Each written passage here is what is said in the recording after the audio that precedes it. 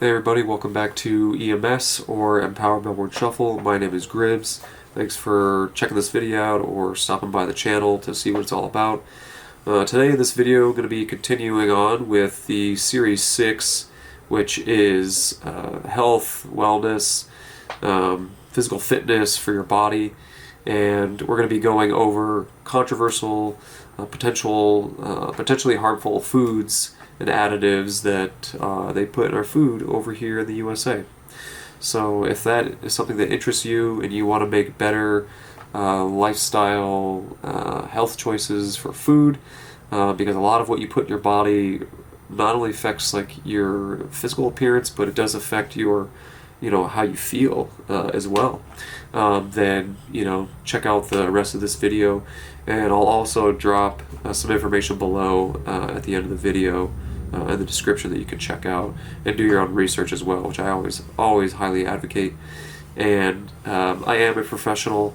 I have taken nutrition and health courses, so no disclaimer needed. I have been working out, shuffling for almost a decade, working out for 20 plus years, so a lot of what I say, I just encourage you to go look it up and see for yourself. Take it with a grain of salt, of course, but do your own research, individual research. This is why I'm sharing this on my channel, because I generally care about everyone out there, and anyone who's trying to make a lifestyle choice, and incorporate shuffling especially, and just how to be fit while doing shuffling along the way, because it's not easy, and it took me a long time to figure out the balance of how much calories do I eat, and what to eat and when, and it's just, there's so much that goes into it. 2 times a day, 3 times a day, how many times do I eat? And I've kind of got it down to a science now, I like to think, and I can talk about all that as we go along. So without further ado, check out the rest of the video, and I hope you like it. Okay, so like I said, the title of this video is Controversial, Potentially Harmful Food Ingredients in the US. I'm basically going to go down a big list and talk about some of the most craziest ones that are in our food, and some of the, if not all of the reactions that are linked to them. Of course, some things were done via animal studies, like always, and some are also done on human, throughout the decades. And you can, of course, take any of these that I, talk about or speak about, and you can, again, do your own research. So let's begin. So these have been in our foods since we were young. Many are banned or required warning labels in the EU, which is interesting because they don't do that over here in the US. If you're familiar with RFK Jr., he has passed some laws, and is working with DHS, Department of Health and Human Services, to work on getting these chemicals out of our food system, which, hey, 100%, I'm happy to hear that. And he's working on getting other chemicals and better food choices, a better food pyramid presented to the American public in the future. A little tidbit: if any of you follow carnivore diet, I think it's Paul Saladino. I can link him up in the video and below. He does a carnivore like fruit diet. Basically, it's his belief, and quite a bit of mine too, that we are carnivorous, by nature, and things like fruit as well. And I've tried a vegan lifestyle out for 3 years, believe it or not, some time ago, and that, as much as I cared for the animals and all that, and it was interesting, I definitely was, I would say I was unhealthy, didn't know how to really cook. I tried my best, but people that have that ambition to go that extra mile, I mean, I really do give it up to them, because it is a lot. It can be a lot to go vegan 100%, and I ended up doing some test results and ended up being anemic, which is borderline, you're lacking vitamin B, I believe it is, and I ended up getting on a vitamin B supplement for a while, and I don't really remember too big of a difference from being vegan from like eating meat my whole life. But I can definitely say, eating like a whole food, like carnivorous diet of like, meat such as like ground beef, ground turkey sometimes, chicken, stuff like that. Like I definitely feel better. Like my stool when I go to the bathroom is, it's whole, it's solid, it's, versus like some of the, like when I was like vegan, it was just not that. It was just, I don't know, it was just different. I didn't really feel too much of a difference besides the mental of, doing it for the animals. And, I understand that, like the compelling like arguments and debates that people have with that, and but you're just gonna make your decision, and if you like what you like, if that's what you and your grandparents and your parents and all that have been doing for years and years and decades, and that's family tradition and all that, and then I understand, but there is something to say about where and what is put in those foods, especially as we go into the future with talks about lab grown meat and ethical practices, and putting harmful chemicals in the meats to keep them processed and staying fresh longer, from coloration to again long life or longer lasting shelf life. And I'd rather get it from like a butcher, or if I can buy the best kind I can find at the store, being organically and minimally processed.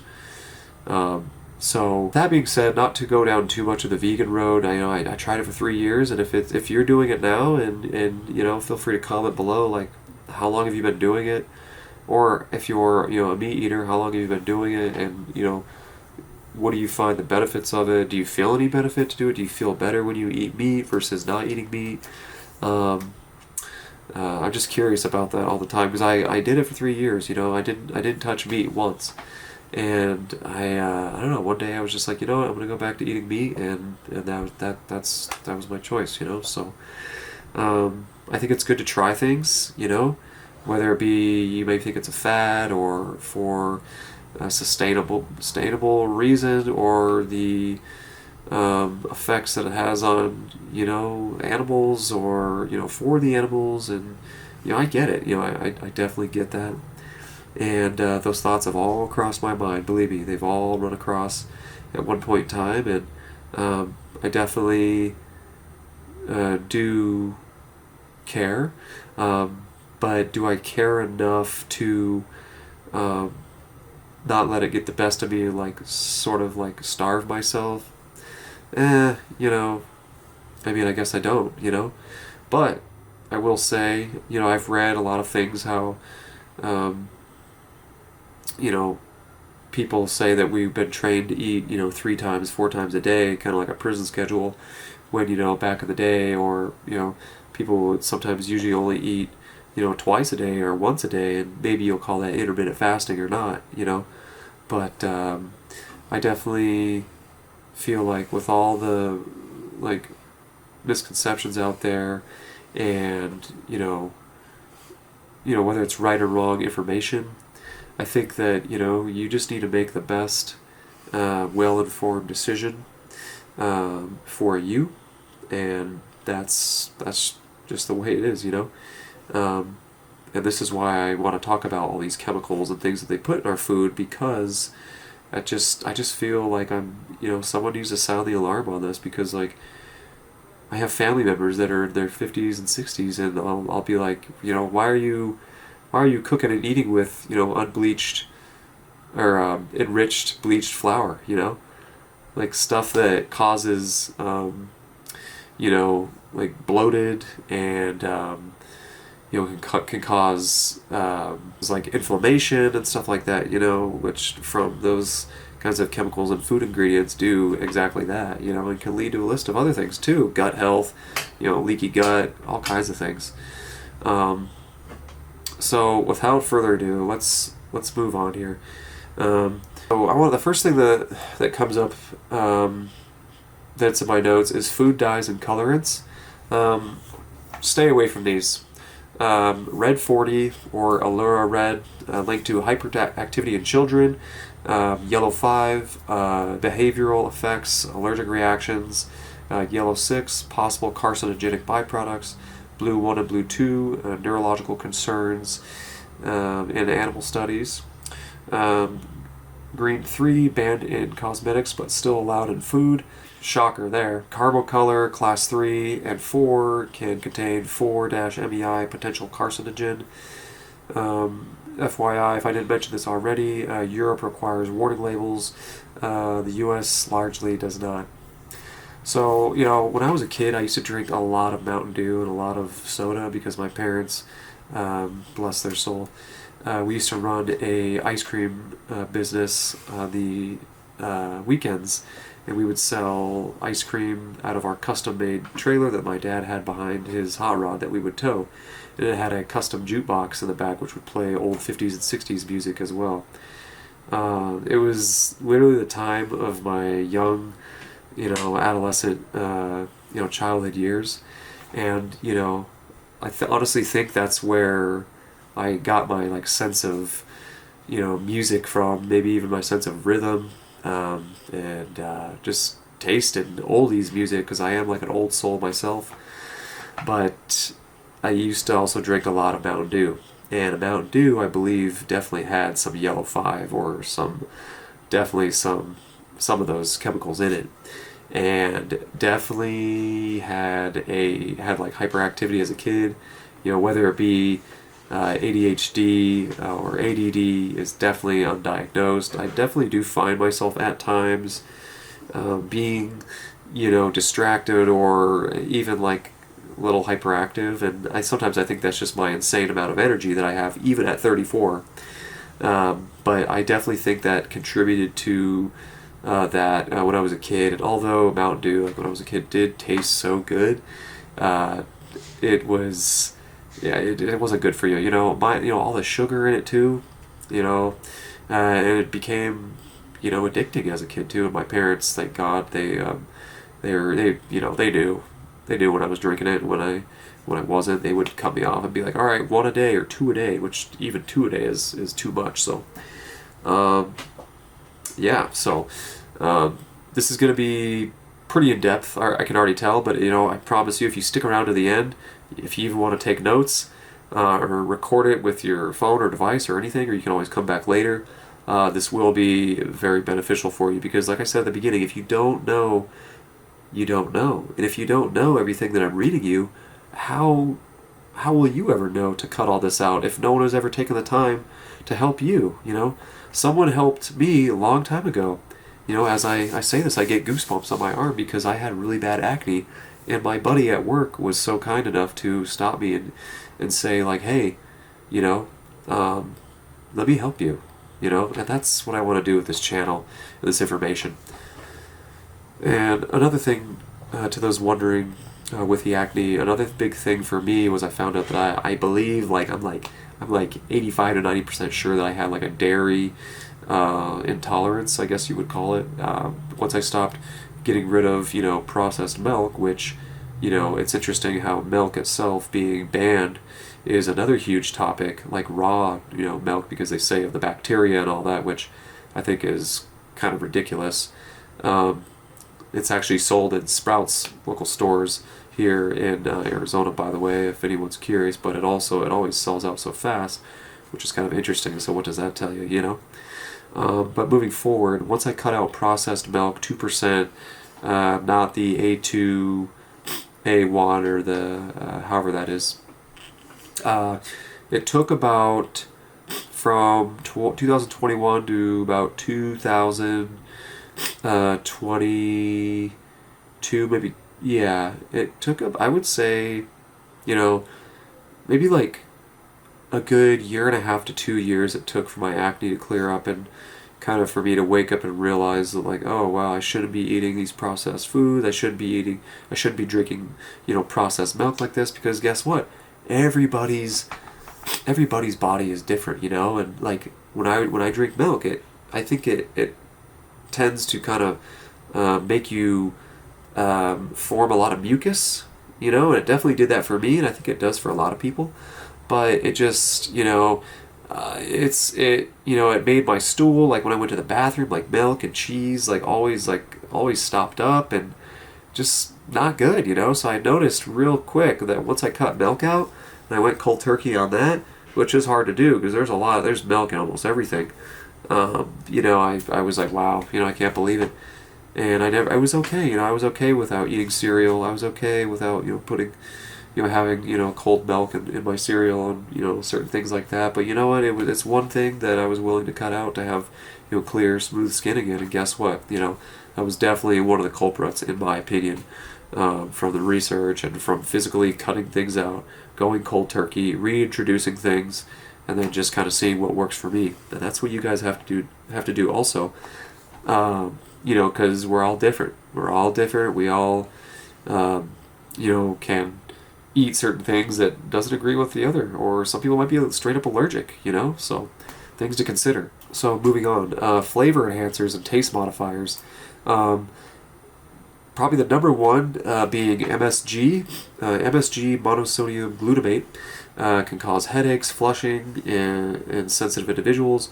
MSG is also that food or that taste that keeps you coming back for more, especially in things like hot Cheetos, or it's even in some processed meats. And it's like a monosodium glutamate. It is kind of a salty taste that you can taste. And I encourage you to look that one up. That's a big one. It's at the top of this list. The next one I can't really pronounce. It's disodium insinate, or guanylate. It's Guanylate. Can't pronounce it.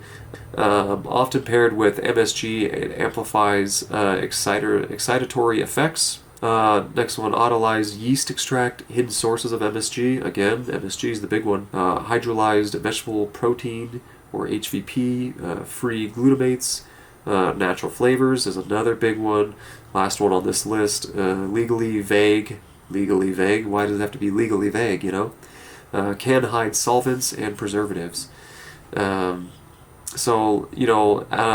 second one I named, with the excitatory effects, a lot of these foods, and they're not foods, but the chemicals in the foods, they have a certain, or they affect you in a certain way, and they also make you think differently and make you react in a certain way too. So when you think about that for a second, isn't that just kind of it's kind of alarming and just kind of scary? Why would you want to take something like that would change the way you feel, or even perceive what you're seeing?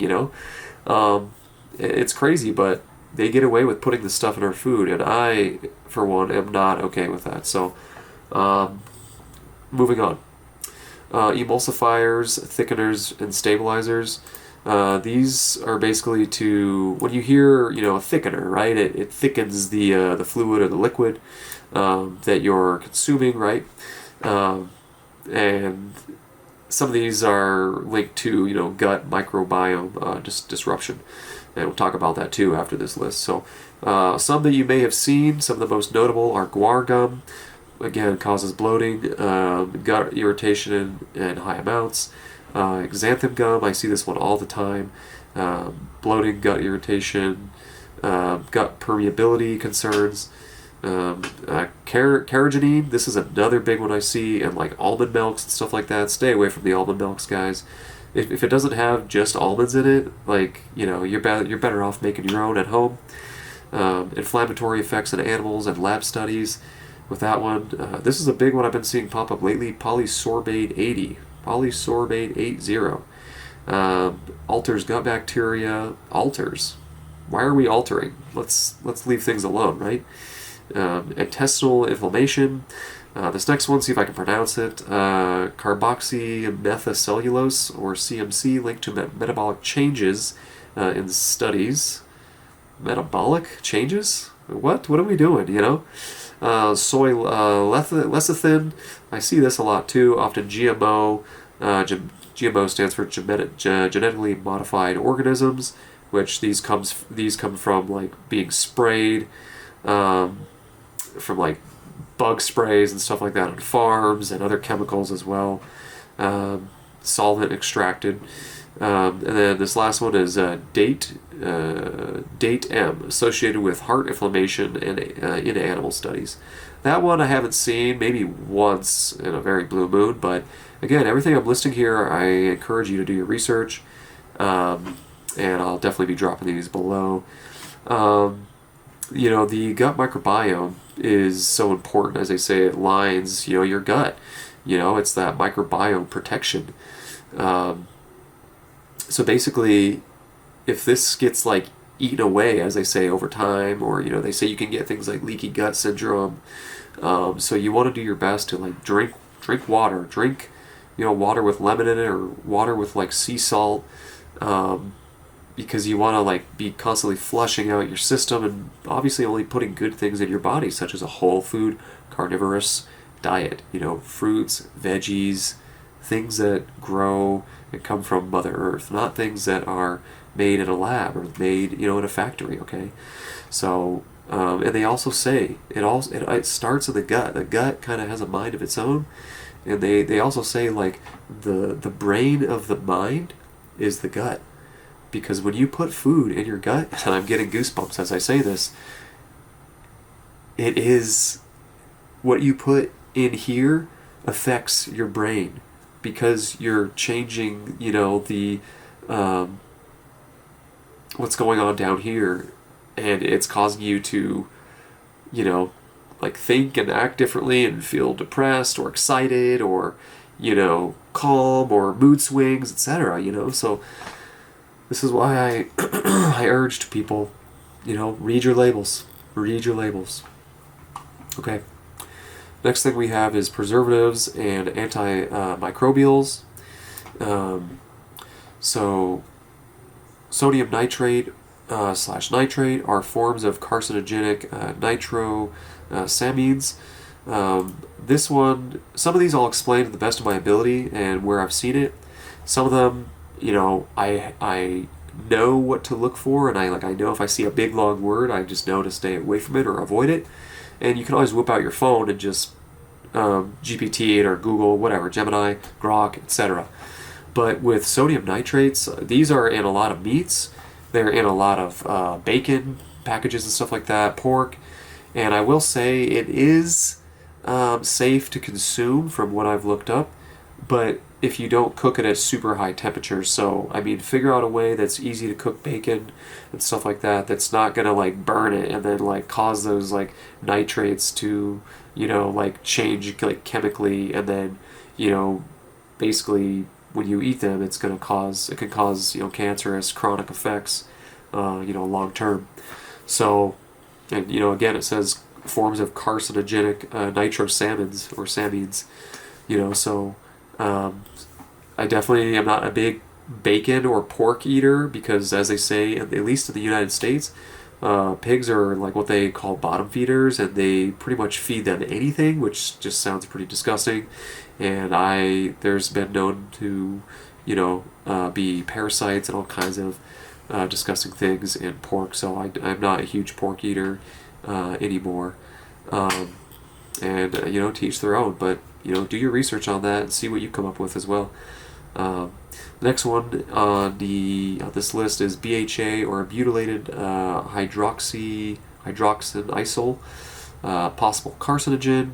BHT, I see this one a lot, butylated hydroxytoluene. Hormone disruption concerns. Hormone disruption is a huge one, and with anything, you don't want your hormones being disrupted.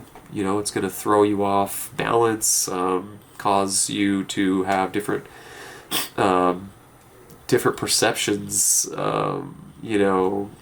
with like what you think about BHT, butylated hydroxytoluene, hormone disruption concerns. Like, what? Hormone disruption? Like, what are we messing with people's hormones for? Disruption. That's crazy. Another one, I haven't really seen this one, TBHQ, neurotoxic effects at high doses. That sounds unsafe. Definitely stay away from that one. Potassium bromate, I've seen this one a few times, banned in many countries. Kidney/thyroid cancer risk. Wow, that's a big deal. Your thyroid is your thyroid, controls like your weight and stuff like that. So that's not good. Okay, so potassium bromate, I've seen this one a lot, banned in many countries, go figure. Kidney/thyroid cancer risk, that's great. Kidneys, filtering blood and removing waste is like primary function, balancing fluids and electrolytes, regulating blood pressure, making red blood cells, maintaining acid base balance, activating vitamin D. Whereas your thyroid kind of controls like your weight, kind of how much you are eating based on food consumption, stuff like that. It controls like your appetite. Now the next one is calcium propionate, behavioral effects in children. Some studies have shown. Sodium benzenate. I've definitely seen this one once or twice. Can form benzene with vitamin C. Something to look into. The next list is dough conditioners and flour additives. This is a good one. Chlorine dioxide is the next one. I've seen this one a lot. Used to bleach flour. Benzoyl peroxide, oxidizing agent, and again the DATEM, datum, heart inflammation concerns. That's not good. Next we have artificial sweeteners. Aspartame. This is a huge one growing up. Can cause headaches, neurological symptoms, possible carcinogen, sucralose, often in Splenda, gut microbiome damage, esuflame, potassium or ACE-K, insulin disruption, saccharin, bladder cancer in animal studies. I think I've seen that one maybe once. Neotame, the neurotoxicity concerns. Next one, packaging and processing contaminants, indirect food additives. Titanium dioxide, E171, banned in the EU, genotoxicity concerns. Wow, not surprised. Endocrine disruptors, which is huge.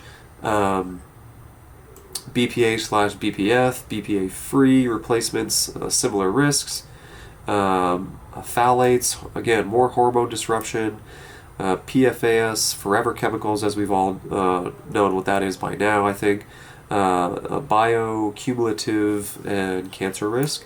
Mineral oil, hydrocarbons, MOAH or MOSH, carcinogenic fractions.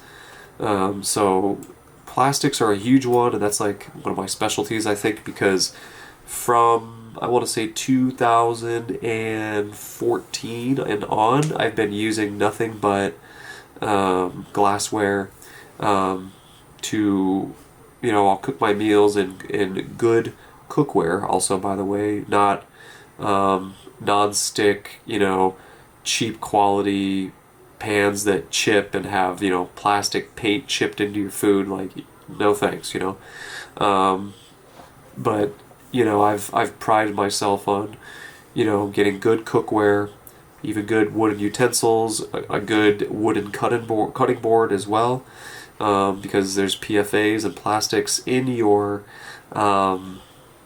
in that plastic cutting board that you're using. I mean, come on, So these are things that you gotta really look at. That it might not seem like a lot. Like this might not this might not seem like a lot. This might not seem like a lot. But when you add and you say, people say, oh, everything in moderation. It's like, yeah. But when you put all these things together, everything I've just listed, and we're maybe halfway through, not even. Well, all of a sudden it adds up, doesn't it? It adds up quite a bit. So that's why you want to mitigate as much of this as as much as humanly possible, because this shouldn't be in our food. It shouldn't be in anywhere near or in our bodies. Okay, so this is why I advocate, you do your own research, do your own individual, thinking on this, and take it with a grain of salt, but also, know that the information is out there. You can make a healthy change, So, so this one is definitely a specialty of mine.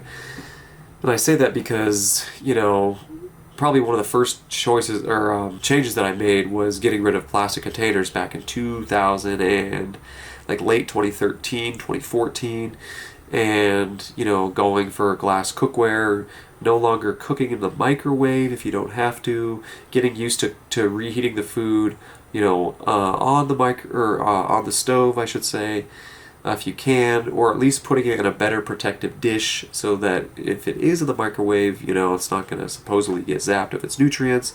I think that is a little bit of a myth, but teach their own on that. Again, take everything with a little bit of a grain of salt with this. But yeah, get rid of your plastics. Go to Goodwill or wherever, and buy some good containers. Get them with the lids. Get 8 to 10 dishes so you can meal prep your food out through the week like I do.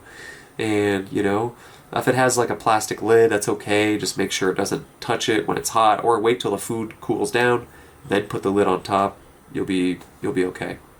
But yeah, these PFAs, they have plastic that gets released from the plastic itself, and it goes straight into your food. I mean, think about it. When you heat something warm, it's going to get, you're heating it up and it's expanding, and it's, whatever's near it, it's going to touch it, it's going to get on it, it's going to get into it and then into your body.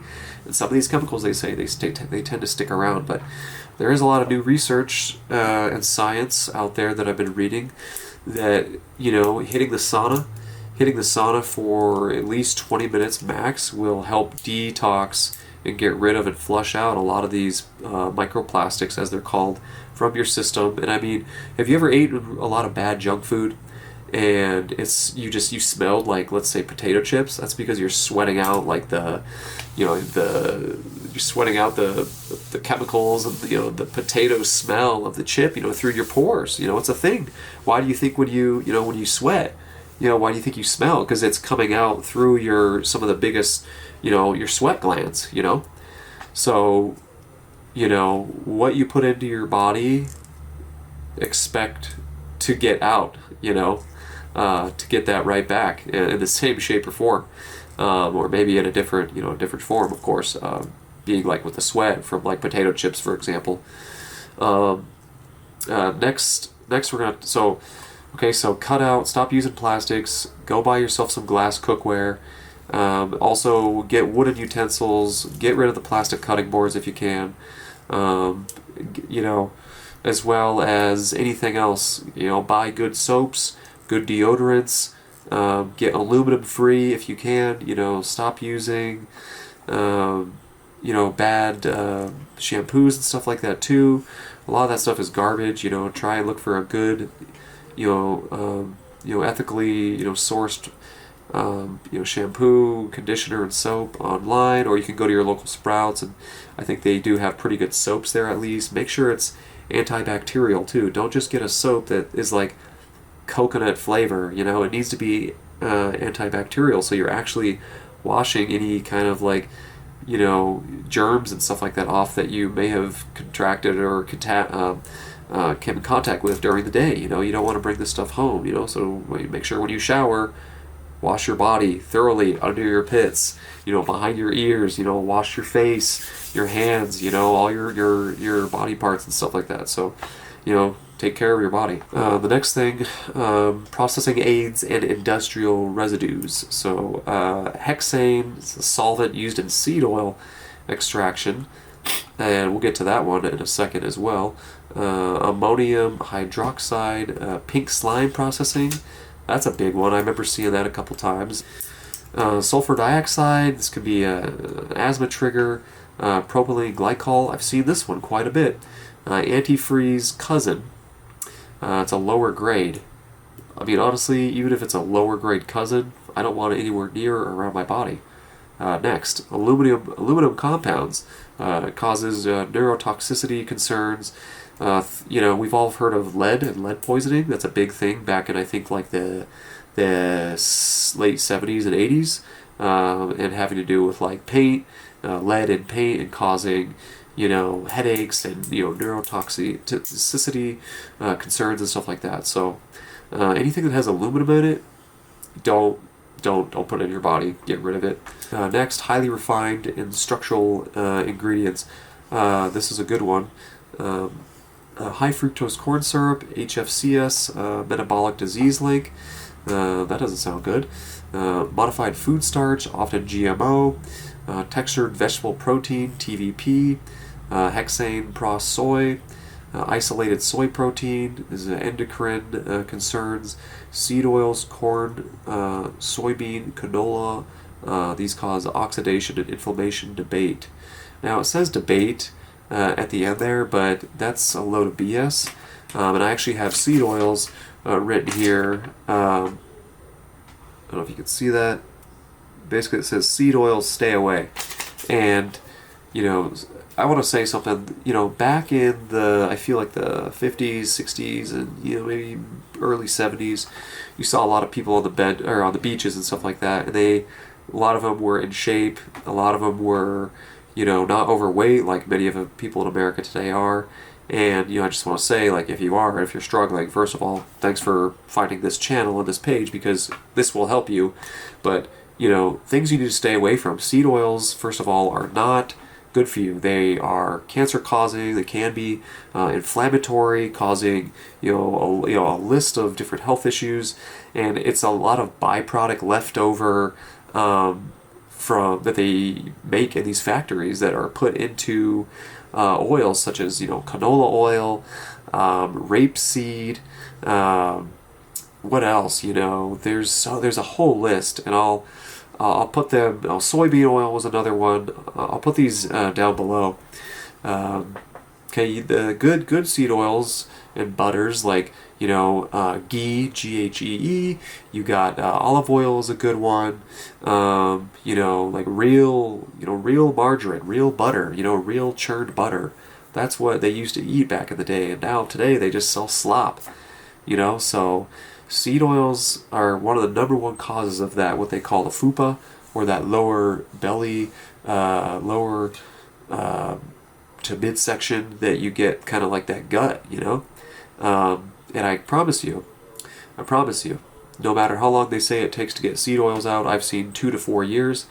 If you shuffle, especially if you do HIIT cardio and you sweat in the sauna at least twice a week, 20 minutes each time, and paired with HIIT cardio, it could be dancing or shuffling, like I said, you will slim down so much like you never believed.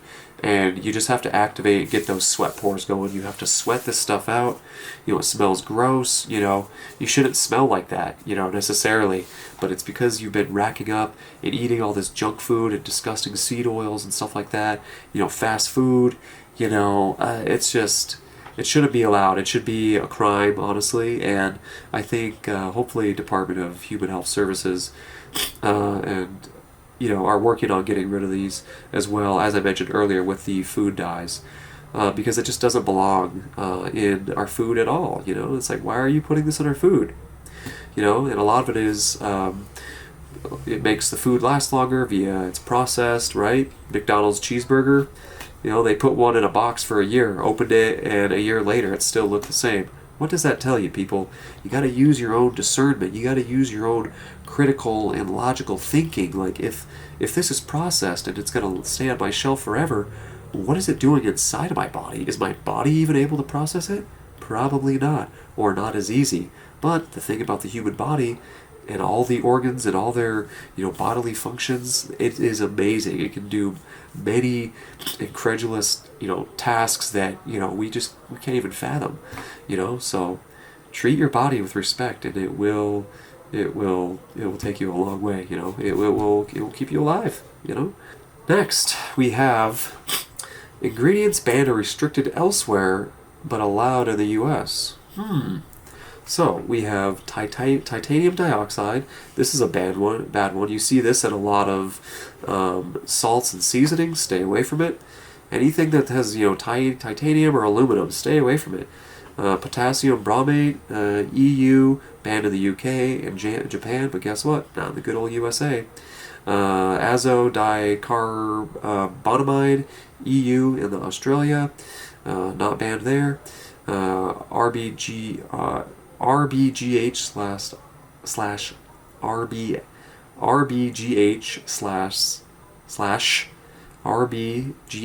slash RBST in dairy. Stay away from this one big time. You see this in a lot of creamers. This one's also banned in EU and Canada, but guess what? Not in the US. Many artificial dyes are banned in the EU, as mentioned earlier. And we're not done yet. I have more additional food additives, residues, and contaminants. This next one is going to be acidity regulars and pH adjusters. Phosphoric acid linked to bone mineral imbalance with high intake. Sodium acid pyrophosphate, or SAP, SAPP, phosphate load concerns. Some of these I've never heard of, but I mean, hey, you learn something new every day, and I do my research on as many of these as possible. It's just there's such a long, 100-page list sometimes that it's hard to get them all, But this is why I'm going over this, and I will be putting the list down below so you guys can have them for yourself. And share them with your friends and family. Wake people up to this stuff and, go cold turkey. Cut this stuff out. Citric acid manufactured may irritate gut lining in sensitive individuals. I actually just I saw an interesting video about citric acid that is made primarily from mold. I mean, you think about certain cheeses and milks that are made and fermented, and wine and stuff like that is fermented, right? It's aged. So citric acid, I mean, I thought that was kind of interesting, but, it's like, you ever bite into like an apple or like a bad piece of fruit or food, and you taste that gross expired taste, I mean, obviously you're going to throw it away, so look into the citric acid one if you want. That's an interesting one. Malic acid, I've seen this a couple times. Malic acid and DL-malic synthetic form, dental erosion concerns. Our tartaric acid is a synthetic GI irritational, gastrointestinal, I'm guessing, at higher doses. This next list that we're going into, anti-caking and flow agents. Sodium aluminosilicate, aluminum exposure. Again, guys, stay away from the aluminum, the titanium, whatever. Calcium silicate. Lung toxicity if inhaled, occupational concern, silicon dioxide, seen this one a lot. It's a synthetic nanoparticle absorption debate. I know silicon dioxide again, it's like it's kind of like sodium, the aluminosilicate, or titanium dioxide. Like, you want to stay away from those. Magnesium or carbonate, it's a laxative effect at higher intakes. Again, all these things just have some type of cause, If it ain't on the periodic table, I mean, you can even look at the periodic table and look at what each thing does and how it affects the human body, and you can kind of make that perception. Or any of you are interested, you can even look into like the periodic tables. If you remember that, we learned a little bit about it in biology, maybe even anatomy or chemistry. Next one is chelating agents and stabilizers. EDTA calcium disodium, EDTA mineral depletion potential. Next one, sodium hexametaphosphate, kidney stress and animal studies. Tetrasodium pyrophosphate, phosphate imbalance. The next group, anti-foaming agents, dimethylpolysiloxane. I think I said that right. Silicone-based compound, polydimethylsiloxane, PDMS, bioaccumulation concerns debated. Next one, firming and texture agents, calcium chloride, bitterness, gastric irritation, calcium lactate, can cause electrolyte imbalance in excess. Aluminum sulfate can cause aluminum exposure. There we go, more aluminum and metals, guys. This is a big one. Gellan gum, fermentation-derived gut motility effects. This next one is humectant, I think that's how you pronounce it, and moisture retainers. Glycerin is a synthetic osmotic diarrhea at high intake. Sorbitol, laxative effect. maltol GI fermentation and bloating, iso malt, gas and cramping. If you see any of those, definitely keep those out of your foods, or don't be putting any of those in your foods. Next group we have glazing and coating agents. This is a good one. Shellac is insect-derived resin. Companies are starting to use, or always have used, like insect resin and stuff like that to coat their candies and chocolates and stuff like that. Mixed with other chemicals, not really good for you. Carnauba wax, digestive discomfort for some. Beeswax, I've seen this one many times. Allergen potential. Microcrystalline wax, petroleum derived. That's another thing. A lot of things in America, especially, and around the world, they have a lot of petroleum and like oil based, or they're just petroleum derived. It's interesting when you think about it, like how, but there really is a lot of things that like are made and come from like petroleum derived, like I guess elements and chemicals. You can look that one up if you're interested. Gas and propellants, food processing is the next one. Nitrogen gas, inert but alters oxidation rates. Carbon dioxide, acidification. Next one, carbon dioxide, acidification affects propane and butane used in extraction processes. And the last one, ethylene, is a fruit ripening agent.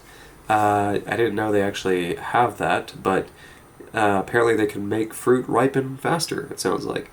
That's what bananas give off, is ethylene, when they start to ripen. If you keep them in like an enclosed like container or space. I don't have to worry about those ones too much though. It's just more of food processing on that end. Next group, enzymes and enzyme residues.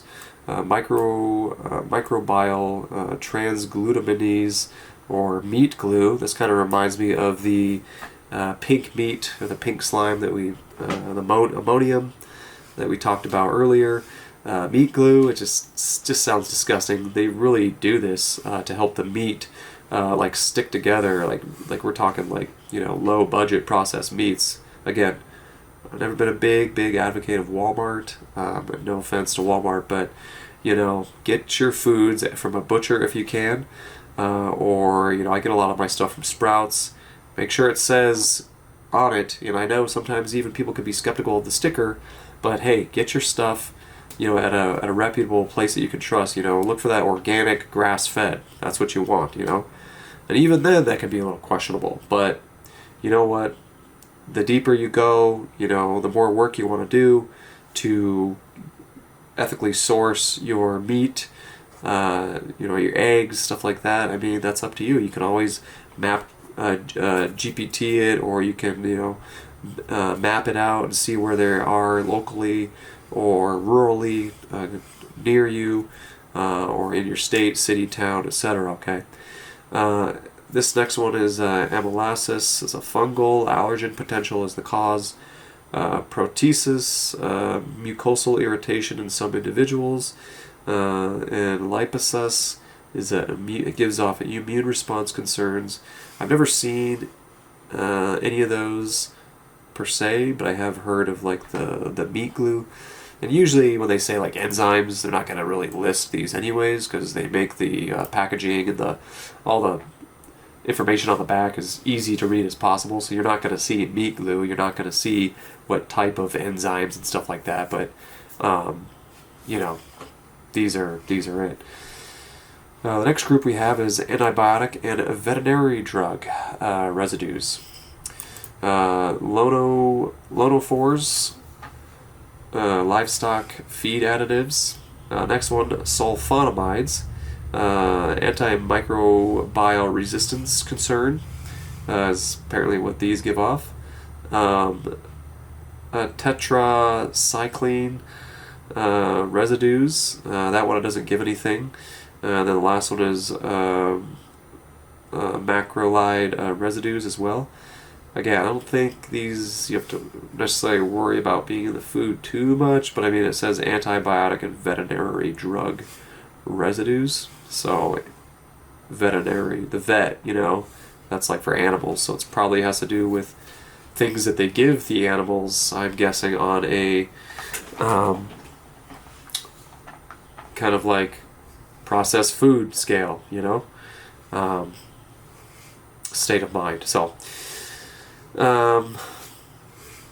pesticide and agricultural residues, food relevant is the next group. Chloral pyrifos, neurodevelopment concern. That doesn't sound good. Atrazine. This is a big one. If you ever never heard of atrazine, go ahead and look that up. A lot of times I've heard it's been put in the water and stuff like that, and can have certain endocrine and hormonal effects on men and women. Glyphosate could cause chronic exposure. It says there's a debate on this, but I mean, I don't think there's any debate about it. I've definitely seen that, rarely, but I have seen it. Neon icotinoids is a bioaccumulation. Not really sure what that is, but I'm going to maybe look into it. Again, I'm listing everything here that I could look up because I want you guys to be well informed and moving forward. And the last one on this list, paraquat, is a trace contamination. Never heard of that one. Next group we have heavy metals, trace cumulative. Arsenic, remember I talked about lead poisoning and stuff like that earlier. Again, this same thing, arsenic, has been known to be in rice and even in juices. So be careful with some of the juices you consume as well. And a lot of the juices are fake, faulty, and it's a scam, and they're not even real juice. There was a lawsuit, I can't remember on which juice, just recently last year, and it was like one of the top brands, and they were shown to have levels of arsenic in it. It's like, what are you doing, boss? Like, what are you selling me? Like, your kids drink that stuff. Huge concern. Cadmium, this is a huge one. Kidney accumulation, it can build up and not good for your kidneys. Lead, again, neurotoxicity. Mercury, another one. Methyl mercury is what it has next to it. Must be like a second name. Again, stay away from these. If you see any of these ever in your food or anything, do not eat, do not come near it, do not put them in and around your food. Processing is the next one is processing generated compounds. Acrylamide is high heat cooking byproduct. Remember I talked about nitrates earlier and stuff like that, and bacon and stuff. You want to, first of all, you want to have a good pan that is like safe to cook with. Don't cook with cheap pans, cheap pots and pans. That stuff can cause chronic, forever chemicals that like leach into your body. Out of the pan into the food and inside your body. So. But that, I've never seen that before or heard of it. The acrylamide, it's a high heat cooking byproduct. I mean, that's basically what that is from too high of heat, cooking your meats and stuff like that. So don't be burning your stuff. Don't be cooking your foods, so they get scorch and like burn marks and stuff like that on the grill. I know they say, a little charcoal, a little char is good, but I mean, you can do your research on that. Look into that, see if it really is good for you or has benefits. Because I don't think it's that good for you. Heterocyclic amines or amines, HCAs. Again, it just says grilled meats. This list is called processing generated compounds. The next one, polycyclic aromatic hydrocarbons, PAHs, smoked foods. Furan, canned and jarred foods. I'm sorry to break it to you, but they say that, foods that are canned, and especially for long periods of time, can cause, like, again, it's in a metal can for a long time, which could give off, who knows what. So do your research on that one too. Obviously, this is where they say like, oh, everything in moderation. It's like, yeah, well, you add all of this stuff up, in moderation, and yeah, it adds up. So I mean, if you can cook your beans, if you have time to cook and soak your like black beans, kidney beans, pinto beans, whatever type of beans you like, just for example, that most people usually use in a can. Obviously, you would let them soak overnight, then you would cook them the next day. But I mean, in a busy world, who has time for that, I get it. But I mean, once you make a lot of these things routine habit, it becomes, normal for you to do, okay? Moving on. Next one, oxidation and shelf life byproducts. Things to look up and know: lipid peroxides, aldehydes, 4-HNE, oxysterols, advanced glycation, and products of AGES. Again, you can look a lot of this stuff up. Novel and engineered ingredients is the next group. Synthetic HEME or soy hemoglobin. Precision fermented proteins. Cell cultured growth media residues. Nano, which is encapsulated nutrients. The next group we have is fortification and enrichment excesses, synthetic folic acid, I've heard of this before, unmetabolized accumulation, iron fillings, elemental iron, vitamin A, palmitate, toxicity risk from this, niacin overload, I've heard of niacin before. Some of these I don't know what they mean, but I know that I have seen them before on lists and packages and heard about them or read about them at least once in my life. So this is why I'm going over it now for not only myself, but for everybody too watching this video, because again, I want everyone to be able to make the best informed choice about what they put in their body. And at the end of the day, like I said, if you just learn to eat a good whole food diet, in my belief, and from plenty of research and studies around the world for decades and years and years and years and years and years, a carnivorous diet complemented with good low glycemic fruits will honestly be the best thing for you. Moving on to the last group we have here is miscellaneous and less discussed. Smoke flavoring concentrates, liquid smoke condensates, yeast culture extracts, protein isolates with denatured structures. Next one, starch hydrolysates, and oxidized cholesterol derivatives. Now, a lot of these things I have never heard before, and I'm going down the rabbit hole almost every day now about new things that are in our foods and stuff like that. So that was about 17 different groups of things and with sub things in those to look out for or avoid and don't consume at all costs, because it can cause anything from cancer to inflammation to a list and a myriad of complications and chronic illnesses and diseases down the road that you don't need to be dealing with, that you don't even need to be, shouldn't have to be dealing with at all. You shouldn't even need to be worrying about this sort of thing, but for some reason over the USA we still we're still not thinking about people's health 100%, and it gets much deeper than that, because money is a it is very powerful, and when people are sick, especially when people are unhealthy, the doctors and nurses and stuff like that, hospitals, they tend to make big money off of people that are sick. So they in essence want us sick, but that's why I'm here to tell you otherwise, because you don't want to be sick. You want to be happy, healthy, vibing, and thriving and living free. That's the way it is. So thanks for watching the video. I tried my best to explain as many of these as possible, and I'll have the list down at the bottom too in the description that you can copy paste, put it into GPT for yourself or Grok, whatever you use, and check it out. Subscribe to the channel if you want.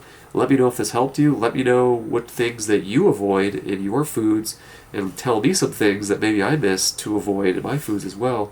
Tell me some cheat codes that you do, anything that you practice that has become like a daily regimen or in things that you do with you and your family or your partner, your other half.